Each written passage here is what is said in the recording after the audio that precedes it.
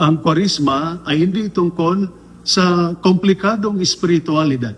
Ito ay pagbabalik sa simple pero totoong relasyon natin sa Diyos. Ito po ang salita ng Diyos, ang ating gabay. Ngayon po ay Tuesday, February 24, 2026, ng unang linggo ng kwarisma.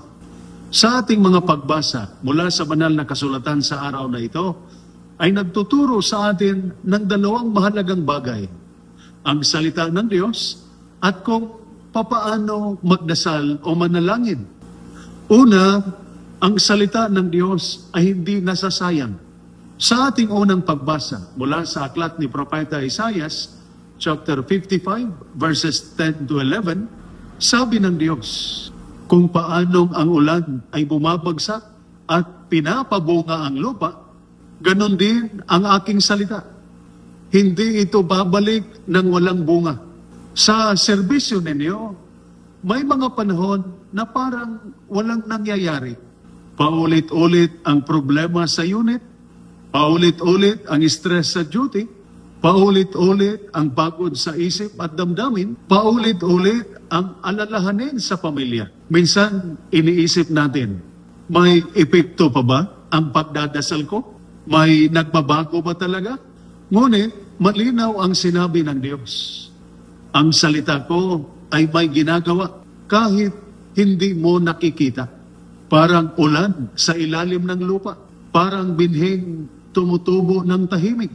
Kaya huwag kang aalis sa presensya ng Diyos. Huwag kang titigil sa pakikinig ng Kanyang salita. May ginagawa siya sa puso mo kahit dahan-dahan. Ikalawa, huwag magdasal na parang nakipagkompetensya. Sa ating ebanghelyo, mula sa ebanghelyo ni San Mateo, chapter 6, verses 7 to 15, sabi ni Jesus, huwag kayong magdasal ng tulad ng mga pagano na gumagamit ng mga salitang walang kabuluhan na parang pinapahaba lang ang dasal. Hindi kailangan ng Diyos ang mahahabang speech. Hindi niya kailangan ang perfect words. Kaya itinuro niya ang Ama namin. Maikli, direkta, at totoo. Nagsisimula sa Ama namin. Sa Ama namin, hindi boss namin, hindi hukom namin, kundi Ama. Para sa inyo na sanay sa command structure, hierarchy, at authority, tandaan ninyo, ang Diyos ay hindi lang commander. Siya ay Ama. Pwede kang maging totoo sa Kanya. Pwede mong sabihin ang takot mo. Pwede mong ilabas ang pagod mo. Pwede mong aminin na nahihirapan ka. At ito ang pinaka-real talk ng Ebanghelyo. Sa uniform service, maaaring marami kayong nakikitang walang disiplina. Krimen, katigasan ng ulo, minsan betrayal, minsan injustice.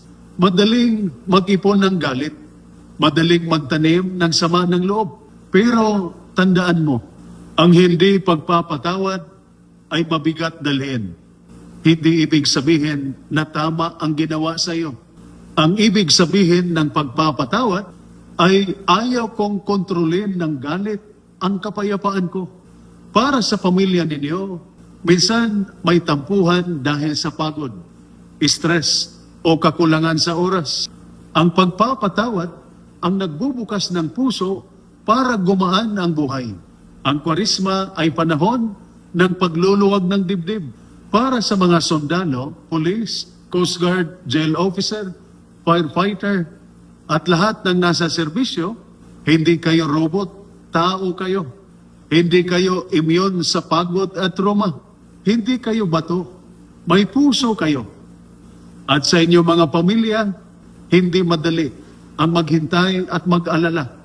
Ngunit, ang mensahe ngayon, manatili sa salita ng Diyos. Magdasal ng totoo. Magpatawad ng seryoso. Hindi kailangan ng dramatic faith. Kailangan ng steady faith. Ang ulan ay bumabagsak kahit hindi mo nakikita ang ugat. Ang salita ng Diyos ay gumagalaw kahit hindi mo ramdam agad. At ang Ama ay nakikinig kahit mahina ang boses mo. Ito po ang salita ng Diyos, ang ating gabay.